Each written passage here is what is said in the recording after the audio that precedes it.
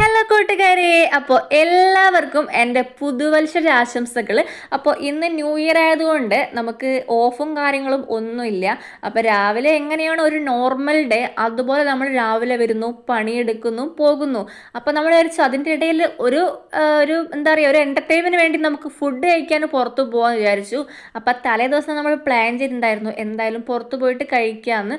അപ്പോൾ നമ്മൾ നേരെ വിടുന്നത് അവിടെ അടുത്ത് തന്നെയാണ്, അലങ്കാർ ഹോട്ടലിലേക്കാണ്. ഞാൻ ഫസ്റ്റ് ടൈമാണ് ഇവിടെ വരുന്നത്. അപ്പം നമ്മൾ 2 ചിക്കൻ ബിരിയാണിയും 2 ബീഫ് ബിരിയാണിയാണ് പറഞ്ഞത്. അപ്പോൾ ഞാൻ ബീഫാണേ.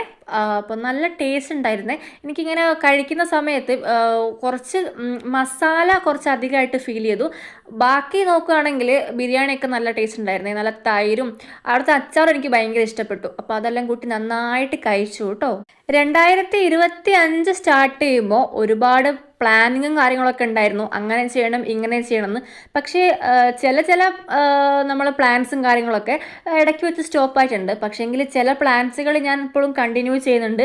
പക്ഷേങ്കിൽ 2026 സ്റ്റാർട്ട് ചെയ്തപ്പോൾ എനിക്ക് എന്താ പറയുക, ഇന്ന് ഈ ഒരു നിമിഷം വരെ എനിക്ക് ഇന്നൊരു രീതിയിൽ മുന്നോട്ട് പോകണം, അല്ലെങ്കിൽ ഇന്ന പ്ലാൻ സ്റ്റാർട്ട് ചെയ്യണം എന്നൊന്നും എനിക്ക് ഫീൽ ചെയ്യില്ല. എങ്ങനെയാണോ എനിക്കൊരു നോർമൽ ഡേ അതേപോലെയാണ് എനിക്ക് ഫീൽ ചെയ്തത്.